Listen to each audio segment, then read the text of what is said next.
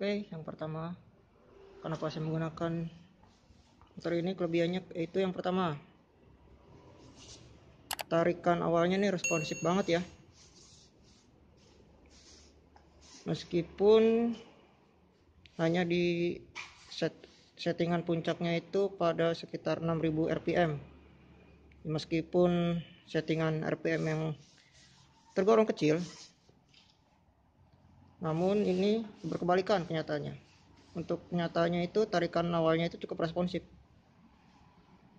cukup memutar gas sedikit dia udah ngecil. Oke, lanjut yang kedua. Yang kedua itu saya itu sangat menyukai desainnya ya. Desainnya itu serba meruncingnya seperti ini, semuanya itu serba meruncing. Terlebih lagi pada saat itu belum adanya Supra GTR, jadi hanya ini saja. Meskipun ada Satria F dan Sonic, tapi menurut saya itu sudah berbeda kelas, karena menurut saya itu adalah Ego, dan sedangkan Indra termasuk kategori CBU. Bisa lihat bukan, dan inilah beritan dek yang saya suka, sehingga saya meminang motor ini atau memilih.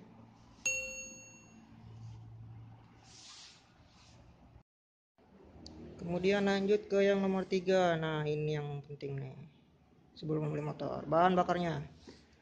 Bahan bakar motor ini itu termasuk irit ya. Saya pernah melakukan uji tes dengan mengisi 1 liter bensin dengan jarak dari titik awal sampai titik akhir itu sekitar 47 km per liter. Jadi dalam artiannya ini tuh termasuk irit, meskipun dengan cc yang lumayan besar lah, di atas 125 dan menggunakan kopling, tapi menurut saya ini cukup irit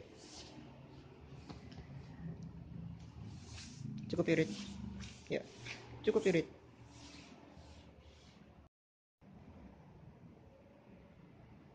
Nah, kemudian kita masuk ke nomor 4. Nomor 4 itu adalah mesinnya. Bisa lihat, aduh, tidak terlihat. Mesinnya itu nyaris tegak ya, nyaris tegak. Nah, itu dia mesinnya, nyaris tegak. Jadi dia itu bebek yang menganut mesin tegak lah, walaupun tidak hampir begitu tegak. Dan terutama pengoperasian transmisinya yang sudah seperti Moge, yaitu ke depan dan ke belakang. Layaknya Moge, saya suka itu. Ditambah lagi dengan perpaduan kopling yang membuat tarikan semakin responsif. Nah, kemudian yang kelima adalah suspensinya.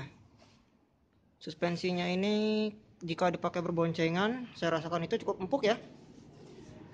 Jadi cukup landai, apalagi dipakai berboncengan.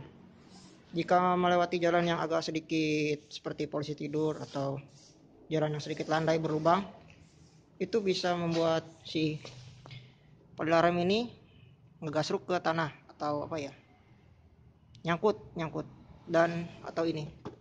Bahkan saya pernah ini tuh sampai hampir si ininya tuh copot baut pengunci ini, karena bergesekan terlalu keras dengan jalan berlubang waktu itu posisinya, dan saat itu saya sedang berboncengan.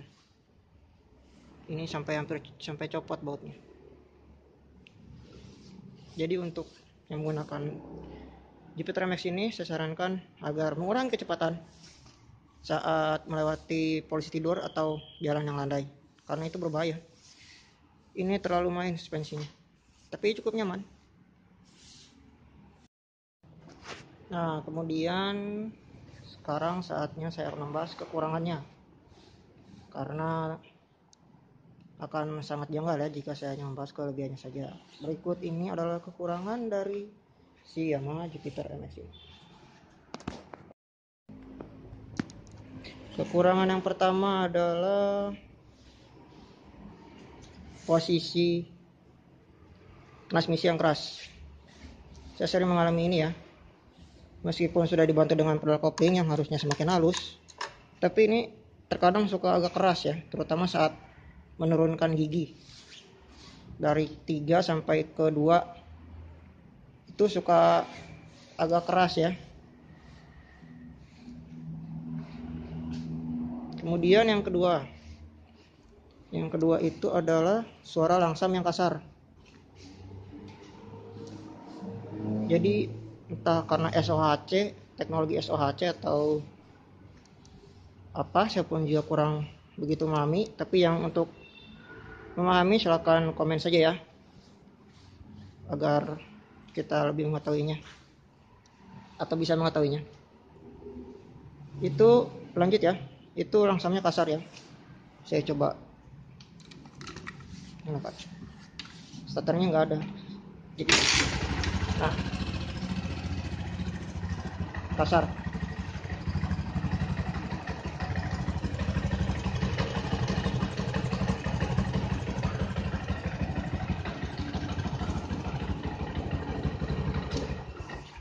Suaranya pada saat langsamnya itu kasar ya. Kemudian lanjut ke yang ketiga. Yang ketiga ini adalah tidak adanya bagasi. Ya, bagasinya hanya ini. Bahkan saya pun harus melipat jas hujan ini setipis mungkin, karena jika tidak seperti itu ya tidak akan masuk. Saya akan menunjukkan.